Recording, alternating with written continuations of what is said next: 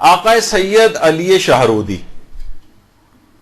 یہ فرماتے ہیں، یہ خاندان ایک شہرودی جو ہے جس میں علماء اور مراجع کی بڑی تعداد جو ہے وہ گزری ہے، اسی خاندان کے تھے آقا سید علی شہرودی۔ یہ فرماتے ہیں کہ اس زمانے میں نجف میں مدرسہ بزرگ آخوند خراسانی، آخوند خراسانی ہمارے بہت ہی بڑے علماء کے اندر گزرے ہیں، آج بھی ان کی کتنی کتابیں حوزہ علمیہ کے اندر پڑھائی جاتی ہیں، اجتہاد تک کوئی پہنچ نہیں سکتا جب تک کہ ان کی کتابوں کا مطالعہ نہ کر لے۔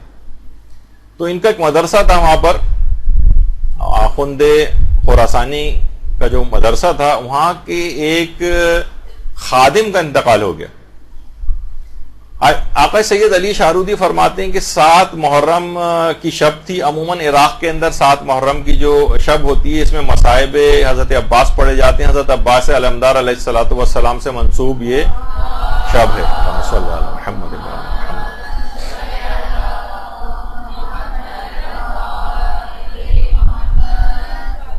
اچھا، اس کے اندر شروع میں چائے وغیرہ تبرک کے طور پر ہوتی ہے، پھر کھانے کا بھی اہتمام تھا۔ اچھا، اس زمانے میں کوئی وہ نہیں تھا کہ بہت بڑی تعداد ہی ہمیشہ مجالس کے لیے، مدرسے کے ہی ایک خادم کی مجلس ترہیم تھی، تو اس میں کم افراد مدعو تھے، صرف 7 افراد مدعو تھے اس مجلس میں، اور 7 افراد ہی کے لیے کھانے کا اہتمام کیا گیا تھا۔ اور اس مجلس کے اندر آقا شیخ عبد الحسین خراسانی، ان کو مجلس پڑھنا تھی۔ اچھا، اب ہوا یہ، سید علی شہرودی فرماتے ہیں کہ اس رات اس جو مجلس ترہیم تھی، کیونکہ خادم کی تھی مدرسے کے، تو آیت اللہ سید محمود شہرودی، جن کی تصویر آپ کے سامنے، آیت اللہ سید محمود شہرودی، ان کو پتہ چلا کہ خادم مدرسہ کی مجلس ترہیم ہے، یہ خود ایک لحاظ سے بن بلائے اس محفل میں آ گئے، اور ان کے ساتھ ہی ان کے بھائی آیت اللہ سید محمد حسینی شہرودی بھی ان کے ساتھ آ گئے، 2 مجتہدین۔ اچھا، جب یہ 2 افراد آئے تو ان مجتہدین کو دیکھ کر دیگر بہت سارے افراد بھی ان کے ساتھ آ گئے۔ کھانا مشکل سے 7 افراد کا اہتمام تھا، اور 24 سے زیادہ افراد آ گئے وہاں پر۔ ظاہر مجتہدین کو دیکھا دیکھی لوگوں نے کہا یہی جا رہے ہیں تو ہم لوگ بھی چلتے ہیں ساتھ میں۔ 24 افراد، اور کھانا دستیاب اتنا تھا نہیں۔ اچھا، اس زمانے میں بازاروں میں اتنے ایزیلی کھانے اویلیبل نہیں ہوتے تھے، کم پڑ گیا تو بازار سے لے آؤ، ہوم ڈیلیوری سے منگا لو، یہ تو اس زمانے میں نہیں ہوتا تھا۔ اب بانی مجلس سخت پریشان ہو گئے، بانی مجلس بڑے پریشان ہوئے۔ سید علی شہرودی کہہ رہے ہیں کہ ظاہر ہے کہ اتنے بڑے علماء اور مجتہدین آئے ہیں، کھانا کم پڑ جائے کتنی بے عزتی اور شرمندگی کی بات ہے۔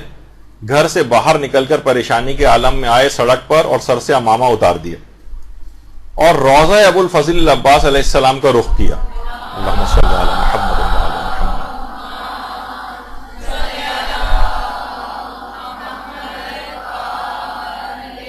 کہا کہ اے ابو الفضل العباس، آپ کی نسبت یہ مجلس ہے، آپ میری آبرو بچا لیں، آپ کے خادم کی مجلس ترہیم، کھانا بہت کم ہے۔ فرماتے ہیں کہ جیسے ہی میں نے حضرت عباس سے توسل کیا، اچانک سے میری دل کی حالت ہی بدل گئی، اور ایک اطمینان آ گیا میرے دل میں۔ میں اندر آیا اور گھر والوں سے کہا کہ کھانا برتنوں میں نکالو، خدا کریم ہے۔ اب کہہ رہے کھانا برتنوں میں نکال کر حاضرین مجلس کی طرف کھانا بھیجا، لیکن یہ خود سید علی شہرودی وہاں نہیں گئے، بس کھانا بھیج دیا۔ اور اس کے بعد یہ تھا کہ جب کھانے کی کچھ کمی ہوگی تو دوبارہ آواز آئے گی کہ مزید کھانا چاہیے۔ کہہ رہے ہیں انتظار کرتے رہے، یہاں تک کہ آواز آئی سید علی شہرودی بس کیجئے، سب کھانا کھا چکے ہیں، مزید بھیجنے کی ضرورت نہیں۔ اب اللہم صلی علی محمد وعلی محمد۔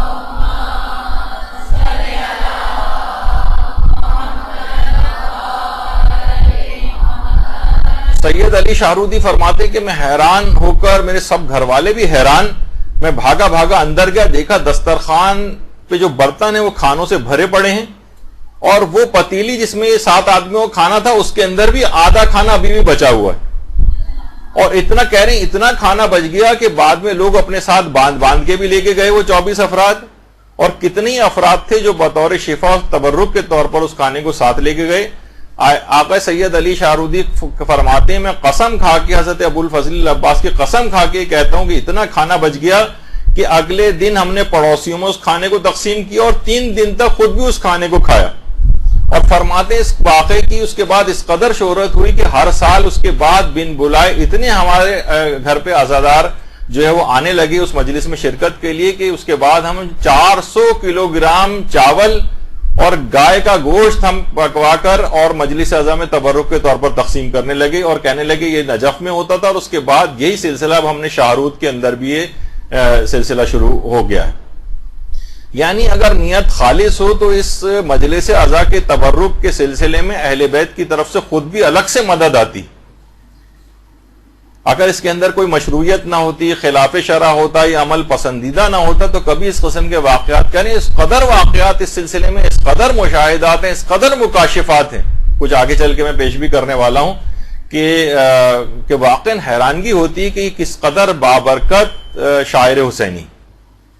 باقاعدہ اس جو واقعہ ابھی آپ نے سنا سید علی شاہرودی کا، یہ چہرہ درخشاں قمر بنی ہاشم ابو الفضل العباس علی ربانی خلخالی کی جو کتاب ہے، اور شاید سننے میں آ رہا ہے کہ شاید اس کا اردو ترجمہ بھی ہو گیا، اس تک کے اندر یہ واقعہ موجود ہے.